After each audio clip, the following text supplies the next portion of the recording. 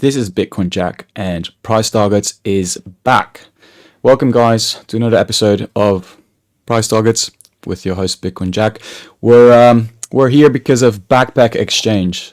They reached out to me to work together, and I was pretty impressed with their product and with the internally shared roadmap they shared with me earlier. So every once in a while, there is an exchange that pops up to contend in the big leagues, and Backpack will be a licensed competitor to the likes of Coinbase, Binance, Bybit. It does very much remind me of how in the early days some of these exchanges, became big. So yeah, big thanks to Backpack. They're sponsoring this content, and I've really enjoyed working with them for the last couple of weeks. So I'm pretty curious to see what they will bring. I know a few things, and then there's a lot of surprises there. But yeah, please, guys, consider coming and check it out. They have awesome features. There's you can make sub accounts with isolated margin in each account, and then you have cross margin in each account. There's a ton of spot products that you can trade. There is futures, and it's entirely possible that it's not available in your jurisdiction now. But no, the team is kind of working around the clock to get it to your jurisdiction ASAP. I can't really explain much more about that, but it's exciting. And I think a lot of people who are currently searching for a good product will find a new home here.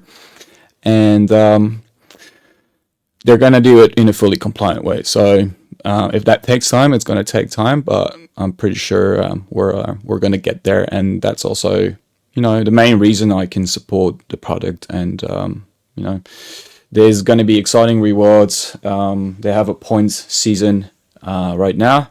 And I will be trying to get some more rewards specifically for my referrals down the line. I've been in contact with the team about it, and they're thinking about it and working on it. So yeah, check it out. It's a pretty cool product, and it pretty much has everything that we need, and they're going to be upgrading and improving it a lot. So that was and the one thing I really love is their wallet / mobile app for trading and putting your assets on a nice wallet. So we're gonna talk about ETH today, obviously, because Ethereum Jack is back. There's a few things I'm seeing there. Maybe they get invalidated, so I want to talk about that. I want to talk about general Bitcoin outlook into maybe even into August and then later into the year. And maybe there's a moment in time where we need to start talking about ETH beta if the ETH play really gets to come alive, which I hope and do think it will, but we're never sure. And we'll skip to SPX at the end as well, because equities seem to be an important part of the market, and people really get very anxious when the S&P 500 starts moving. So let's go with ETH first. So essentially, I think we've had something very special happening here. This entire capitulation here, which honestly I didn't think was going to happen, kind of happened during the Bybit hack. So considering all that happened here, it's a lot of movement. Was kind of triggered with this $1.5 billion hack. And the entire wick has been filled into this level here. Everyone who was long has gotten wiped, and if they didn't get wiped, they somehow got very lucky or have so much retardedness that they could stay solvent longer than the market was retarded. And with the entire backfilling of this wick, I think there is something very special going on, where we have this incredibly long-term wick all the way back to December 2020 that we took out. So there's two things going on here: that wick, this level, and then this wick, both getting reclaimed. And it does remind me of a long time ago. I need to go back to 2016. Here happened something very similar. We had this very long, drawn out sell-off that just kept on going and going and going and going, and it had this capitulation here with a strong rally, which then completely petered out and decided to go for the lows again, only just to eventually reclaim it and start this massive rally. I don't exactly know whether the behavior will be exactly like this, because obviously this was kind of like an insane old season, but the similarities are they're quite big. This was a 80% sell-off compared to Bitcoin, and this was 75%, so that's huge in terms of what's going on. And if we're going to follow any of that fractal, I do at least expect for this to go into the 0.03, level. And then if we really do it on the bigger scale, it's probably gonna, get here and higher. And the other thing that it's, interesting to have a look at is what's been going on in terms of liquidity for ETH. So we've had this entire sell-off in ETH USDT or USD, whatever you want to call it. And the one weird thing that's, well, not weird thing, but thing to note is that during that time, the total liquidity has been rising. You see, generally, I'd say that's important. And then if we go back to the capitulation crash of February, you see that a lot of the open interest / open value was wiped, but we've rebuilt it back to the level. So you could say, okay, well, in that instance, it's entirely possible for this to happen again. But I do think the opposite is happening, where all these longs have capitulated into strong hands. And the other thing that you can see here is they're pinning the price really, kind of lost a lot of liquidity here, and you see it like coming back into the price. I've seen these patterns in the past, and they a lot of times that was kind of the signal that we could start trading the asset again. So I think that all of that is promising. And the other thing is that the market's been very negative here. You can see that in the moving average of funding.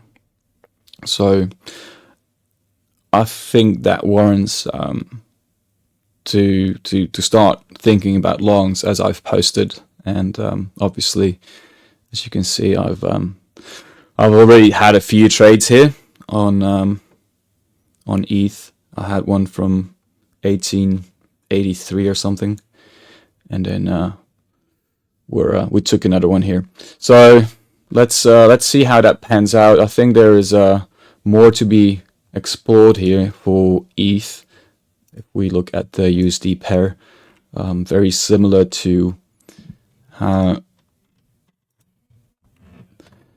the BTC pair kind of looks like it's in an important spot. I think we've touched a very important area here.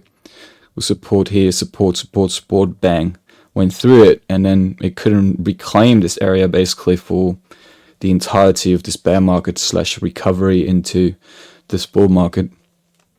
And I'd argue this is not the first real test of that area, because this was also a test of that area, but it's the first test of this area lower. So if anything, we're gonna have a little bit of space before shit hits the fan. But I do think this looks promising to start reclaiming to the upside. And if that's the case, we're probably going to be building to to at least go back to these range highs eventually. So that was, I don't know, almost 10 minutes about ETH, and I don't want to stretch these videos too long. For Bitcoin, there's this complicated situation in my opinion. I do think that we're in an accumulation period, but I mean, this was an accumulation period as well, right? Whoops, get some color here. This was an accumulation period as well. So this was tradable, obviously, but not really in a way, where you trended. So essentially, you would be working with the extremes of the range, and you could do that definitely here. I do think there is a large possibility for the price to trade into, let's see, into the moving average here, which is around 69, which also is 2x Saturn at $100. So that's, that has a lot of confluence here. And not just with that, it also has confluence here. So I wouldn't be shorting Bitcoin, but I'm hedging slightly up here, like 87, 89.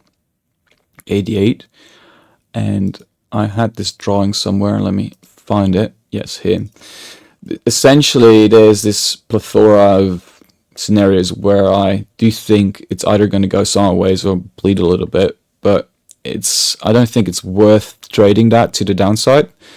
Perhaps hedging in terms of cash, but I do think if we get any of these scenarios that on average, we're going to be having a very boring period for Bitcoin, where we see reaccumulation very much like this, maybe way less volatile than what we've seen here, and a shift of attention. So that's also part of my ETH thesis and ETH trade, which is much broader than just ETH itself, but where I do think that there's going to be, let's not call it alt season because we're definitely going to jinx it that way, but there's good opportunity here to kind of look into other assets than just ETH, other assets than just Bitcoin. I think there's a point where we're going to discuss ETH beta,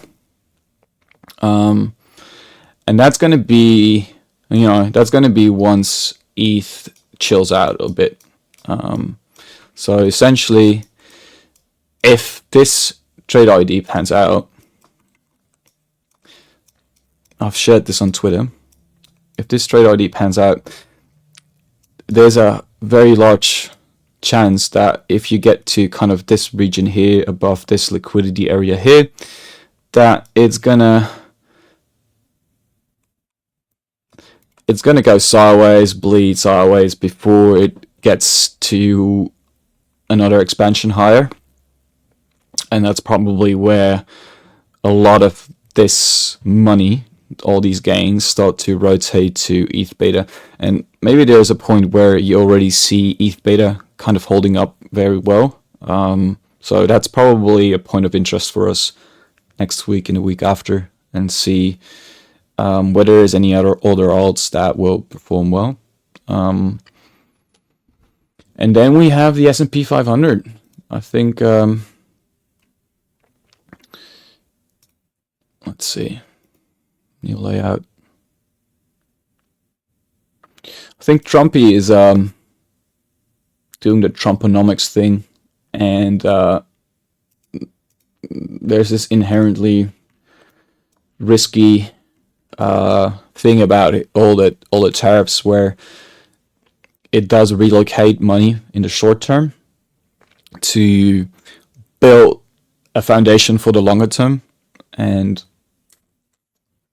the other thing is that Trump, at some point he's going to have to refinance a lot of the government debt. So it's in his favor, essentially, to see prices go down and have people buy some protection in the, through, for example, government bonds. That will push down interest rates, and that will make it easier for him to refinance that for a cheaper rate. I've been of the understanding and the belief that the region here will provide resistance. So I do think there's room for the S&P 500 to go a bit higher before we see a rejection. And then I do think it's very fair to assume that we'll go back to the origin of this kind of trend line-ish thing. So that means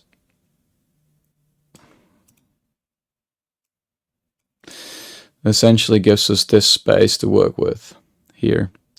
Bam.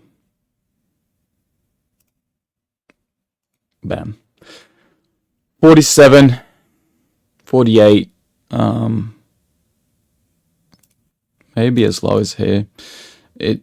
I think there's a good possibility for price to reject of this block here and go down here by the time of August. So it's not going to be, it's going to take some time and then there's maybe going to happen something in August or just before August or behind August, and interventions will happen. I don't think QE will be, something really bad has to happen before QE comes back. Maybe this is it. But market needs to cool down. Interest rates are way too high. Trump needs to finance his books, and better to do it early and then have like 3 years left to kind of rebuild everything and make it look great. And I think that's what's going to happen here. So, yeah, my focus is not really going to be with Bitcoin. I think Bitcoin has a very similar structure to the S&P 500, where, essentially this is distribution and it's resistance now. And there's no immediate reason to believe that we're going to motor out of it. It's more practical to believe that this remains resistance and that we're at least going to retest the lows, possibly into the 60s. I don't want to short it. I want to be a buyer into August and, build a position anywhere, from here. Well, maybe even lower. Like I think it's possible to get to the low 60s, but it's like 5% chance or something. But let's see, mid to high, like 69, would be a great area to buy Bitcoin. And we can take this graph. I do think long term Bitcoin is obviously just waiting for its like parabolic phase. This is a logarithmic, so in a way it is already parabolic, but generally there's a parabolic phase of the logarithmic thing, so like parabolic square, extra parabolic. I think that phase will hit. Generally this prediction model gets price into the orange to red zone before the cycle is over. So definitely think that's going to happen eventually, and maybe we peak by the end of the year. I think it's more reasonable to think it's going to be in 2026.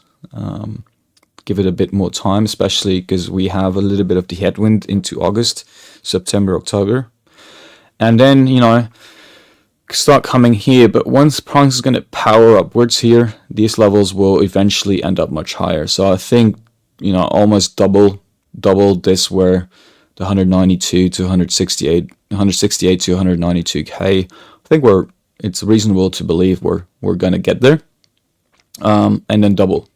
So that, in my opinion, is where the cycle eventually will go, and we'll just need some time figuring out here, reaccumulate. Where's that other chart? Yes, here. We've spent all this time above this line, and now we need some time spend above the line. And I love looking at time, as many of you know.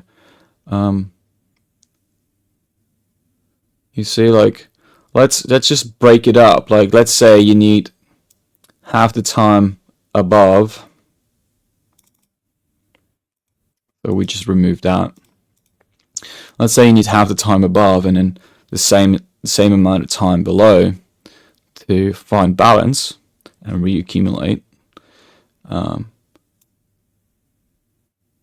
Whatever, like, that puts you well into June.